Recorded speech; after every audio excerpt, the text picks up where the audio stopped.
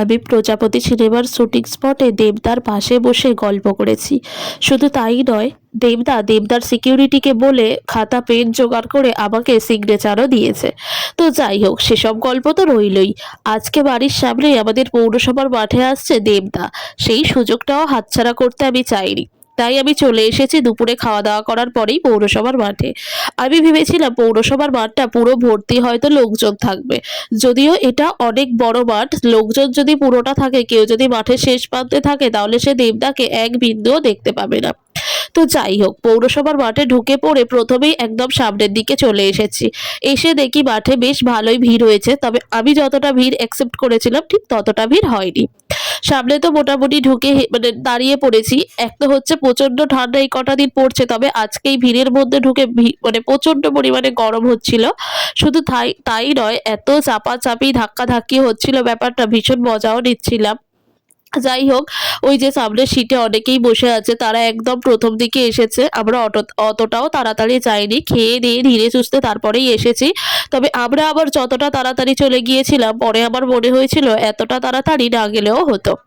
যাই হোক, চলো, দেবদাকে দেখতে এসেছি। মানুষের মধ্যে টান টান উত্তেজনা, মাইকে একবার অ্যানাউন্স হচ্ছে দেবদা এসে গেছে, আবার একবার অ্যানাউন্স হচ্ছে দেবদা আসছে।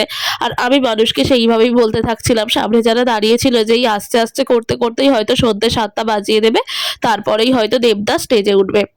এইভাবেই সবাই মিলে আনন্দ মজা হাসি ঠাট্টা করছিলাম।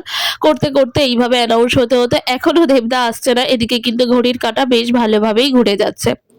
তো চলো, যেভাবে পারি এনজয় করি যতটা পারি। তবে এখন তো আমি দেবদাকে দেখার পরে ভিডিওটার ভয়েস ওভার করছি, আমি কিন্তু খুব ভালোভাবে দেবদাকে দেখতে পেয়েছি। আর এইটা তো দেবদার আসার আগের মুহূর্তে ঠিক ভিডিও ক্লিপগুলো ভাবলাম এডিট না করে একটা ছোট্ট ভিডিও বানিয়ে তোমাদের সাথে আপলোড করে দিই। তো সেটাই করছি আর কি। দেবদা আসার আগের মুহূর্তে একদম টান টান উত্তেজনা প্রতিটা মানুষের মধ্যেই ছিল। আর আমি যদিও বা দেবদাকে খুব সামনে থেকে একদম সুন্দরভাবে দেখে নিয়েছি, তাই আমার দেখার এতটা এক্সাইটমেন্ট না থাকাই আর কি ছিল। কিন্তু তাও বাড়ির সামনে আসছে আর কি।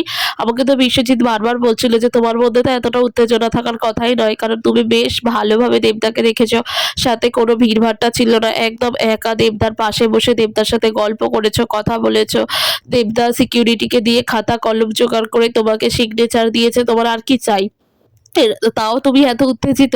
ওই যে একা দেখার ভিড়ের মধ্যে থাকে, একটু তো তফাৎ আছেই, তাই না বলো? তারপর যে মানুষটাকে ছোট্ট থেকে ভালোবাসি, মানে বলতে পারো স্বপ্নের হিরো, সেই আই লাভ ইউ সিনেমা থেকে মনে করো দেবদার ফ্যান আমি, তো সেই মানুষটা বাড়ির সামনে আসছে, দেখতে যাবো না, এ তো এক মানে উন্মাদনা আলাদাই হয়, তাই না?